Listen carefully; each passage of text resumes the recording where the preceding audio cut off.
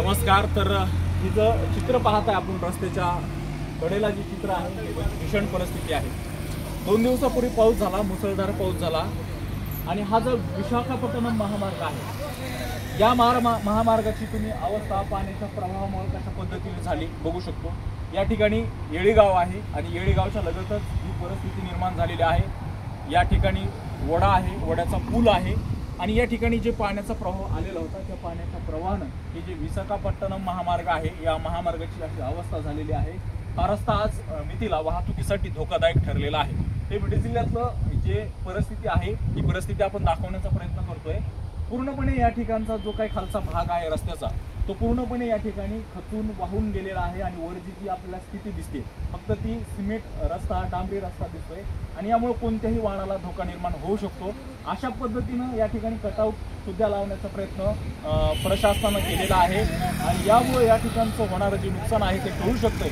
मात्र किती प्रचंड प्रमाणामध्ये पाऊस झालेला आहे, किती भीषण प्रमाणे या ठिकाणी पूर आलेला आहे हे चित्र आपल्याला सगळं काही दाखवून देतंय। त्यामुळे पावसाने जे काही नुकसान झालेलं आहे ते सांगता येत नाही। ते चित्रामधून आपण पाहू शकता। जवळपास या ठिकाणी डोक्या इतका खड्डा या ठिकाणी पडलेला आहे। बाजूलाच एका शेतकऱ्याचं शेत देखील आहे। त्या या शेतीमध्ये कापसाचं पीक होतं ते कशा पद्धतीने उद्ध्वस्त झालंय, नेस्तनाबूत झालंय, जमिनीमध्ये गाडलं गेलंय, वाहून गेलंय।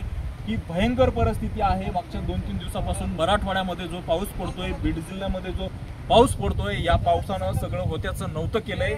या ठिकाणी प्रशासनाचं जी काही मालमत्ता आहे ती देखील नेस्तनाबूत झाली, शेतकऱ्याचं देखील पीक उद्ध्वस्त झालंय।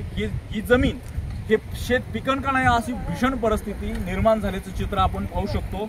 यावरती किती मोठा खडीचा दगडाचा खच निर्माण झालाय आणि कापसाचं पीक पूर्णपणे बुजून गेलंय। हे सगळं शेत या ओढ्यामध्ये वाहून गेल्याचं चित्र आपल्याला पाहायला मिळतंय। त्यामुळे या शेतकऱ्याला देखील मदत झाली पाहिजे आणि तात्काळ या ठिकाणी प्रशासनाने देखील आपलं काम या ठिकाणी करून हा रस्ता व्यवस्थित करणं गरजेचं आहे, हा खड्डा बुजवणं गरजेचं आहे। या ठिकाणी कुठलीही दुर्घटना घडणार नाही त्या उद्देशानं प्रशासनाने या ठिकाणी काम करणं गरजेचं आहे। फार भीषण पाऊस झालेला आहे मराठवाड्यामध्ये, बीड जिल्ह्यामध्ये आणि त्यामुळे मोठं नुकसान झाल्याचं हे चित्र आपण पाहतोय।